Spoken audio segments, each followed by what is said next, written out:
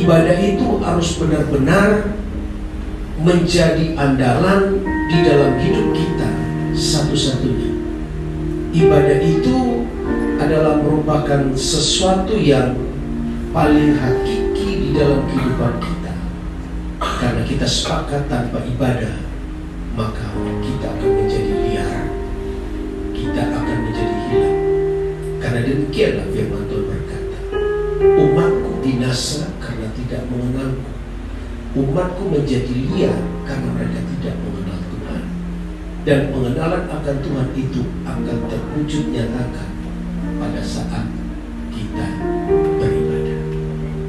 Nah, inilah yang harus benar-benar kita renungkan, harus benar-benar kita pikirkan, apakah selama ini ibadah kita ini hanya sekedar rutinitas atau benar-benar kita datang beribadah kepada Tuhan. Amos pasal 5 ayat 21 bilang begini, aku membenci, aku menghinakan perayaanmu, dan aku tidak senang kepada perkumpulan rayamu. Apa itu? Ibadah. Tuhan benci, Tuhan tidak senang dengan cara mereka beribadah. Kenapa? Karena ibadah mereka, ibadah minggukah, ibadah sabatkah, ibadah kepada Tuhan dipandang oleh Tuhan sebagai sebuah rutinitas saja. Saudara, ini penting buat kita. Bukan hanya sekedar kita beribadah, tetapi kita renungkan, kenapa sih sampai Tuhan bisa menolak korban persembahan kita? Karena apa? Rutinitas. Saudara ngerti nggak korban persembahan rutinitas?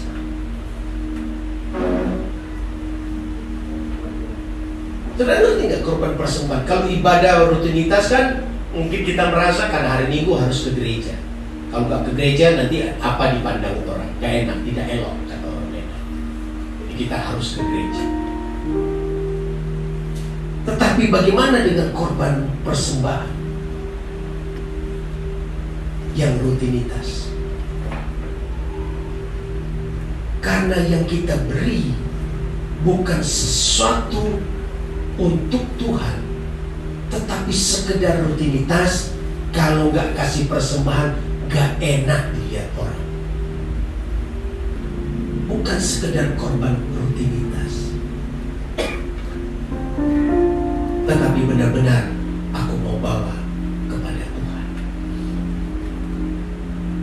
Saudara, gak gampang. Gak gampang.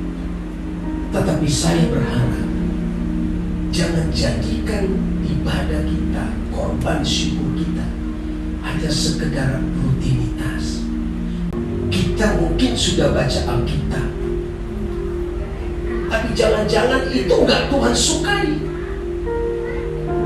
Karena rutinitas cuma mau kejar target supaya tahun ini perjanjian lama, perjanjian baru selesai. Rutinitas, sehingga tidak membawa dampak apa-apa. Ibadah orang Israel, kata firman Tuhan mencatat yang kita baca, dibenci oleh Tuhan. Ibadah raya mereka, korban persembahan mereka, puji-pujian musik mereka ditolak, tidak mau didengar oleh Tuhan. Kita mungkin sudah baca Alkitab, tapi jangan-jangan itu nggak Tuhan sukai. Karena rutinitas cuma mau kejar target supaya tahun ini perjanjian lama, perjanjian baru selesai. Rutinitas, sehingga tidak membawa dampak apa-apa.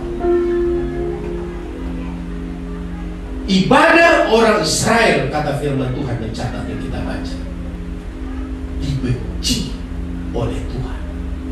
Ibadah raya mereka, korban persembahan mereka, puji-pujian musik mereka ditolak, tidak mau didengar oleh Tuhan. Mengapa ibadah umat Israel pada waktu itu dibenci oleh Tuhan? Kenapa? Karena tidak ada perilaku yang adil dan kehidupan yang benar di tengah-tengah mereka. berkat, sekalipun mungkin setiap saat mereka beribadah kepada Tuhan. Dengar baik-baik. Isinya cuma rutinitas, sehingga kelakuan mereka tidak berubah. Semenjak mereka keluar dari Mesir, kelakuannya suka melawan, kelakuannya suka memberontak, kelakuannya iri hati, kelakuannya suka macam-macam sama Tuhan, masih terbawa. Sehingga setiap kali mereka melakukan peribadatan kepada Tuhan, Alkitab mencatat dibenci oleh Tuhan. Kita harus adil. Kalau sama Tuhan saja kita nggak adil, gimana kita mau adil sebagai suami? Bagaimana kita mau adil sebagai istri? Bagaimana kita mau adil sebagai orang tua? Di hadapan Tuhan kita nggak bisa adil. Kalau ketidakadilan itu terjadi, saudara, sulit untuk bersatu, maka apa yang terjadi? Perpecahan. Kenapa perpecahan itu terjadi? Karena ketidakadilan yang membawa kekecewaan. Karena itu, saudara, Tuhan melihat mereka. Kenapa Tuhan membenci cara ibadah mereka? Karena mereka tak adil. Yang kedua, kebenaran, saudara. Selain ketidakadilan, maka ketidakbenaran yang Tuhan pandang, yang membuat Tuhan membenci cara mereka beribadah. Saudara, kita harus benar-benar menjadi orang yang benar.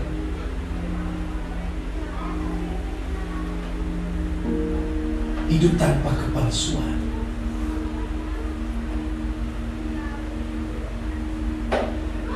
Jangan pakai topeng di hadapan Tuhan. Hidup kita bawa, persembahkan kepada Tuhan.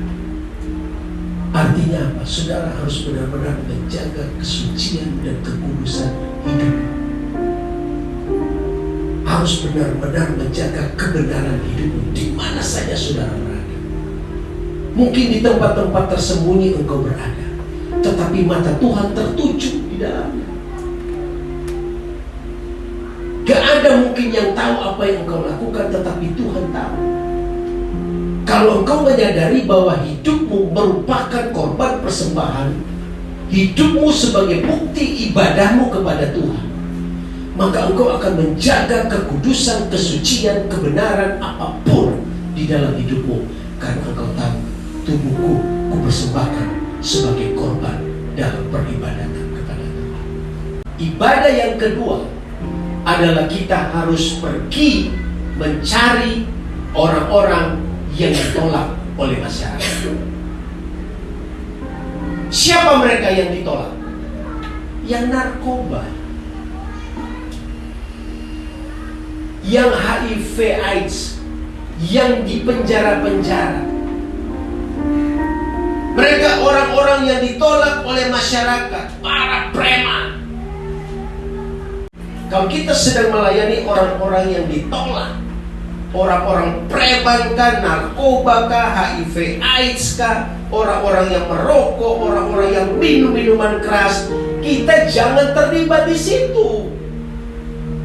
Apa gunanya Bapak Ibu Saudara engkau mempersembahkan hidupmu kepada Tuhan, tetapi tidak ada kemuliaan Tuhan pada waktu itu?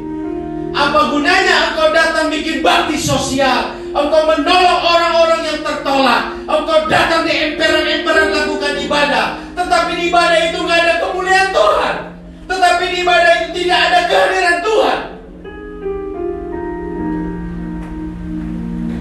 maka tidak akan mengalami perubahan apa-apa di dalam hidup saudara. Kalau saudara datang ke tempat ini sedang beribadah, tetapi saudara tidak merasakan kehadiran Tuhan, gak merasa efek apa-apa, datang persembahan pun saudara sekedar memberi, karena semua itu adalah rutinitas. Saya mau bilang begini, saudara gak akan pernah bisa mengalami perubahan apapun. Yang kecewa tetap kecewa, yang patah hati tetap patah hati, yang merokok tetap merokok, tidak selesai-selesai masalahnya. Bertubi-tubi persoalan hidup itu datang. Padahal setiap hari, setiap minggu kita datang beribadah kepada Tuhan. Tetapi sayangnya, waktu kita beribadah, kita tidak merasakan dan melihat kehadiran Tuhan di dalam ibadah itu. Kenapa? Karena cuma rutinitas. Sehingga seperti Amos pasal 5 tadi bilang apa? Aku benci dengan ibadah mereka. Aku nggak mau dengar penyembahan mereka. Aku menolak persembahan korban mereka. Kenapa? Karena Tuhan memandang bahwa itu cuma rutinitas saja. Bapak ibuku, saudara-saudaraku, dengar baik-baik. Sekalipun setiap minggu kita datang beribadah, setiap waktu kita datang beribadah pada Tuhan, kita tidak akan bisa merasakan perubahan kalau semua hanya sekedar rutinitas. Yang saya rindukan adalah kita keluarga besar Philadelphia Alpha Omega. Pada saat kita sedang beribadah kepada Tuhan, justru hati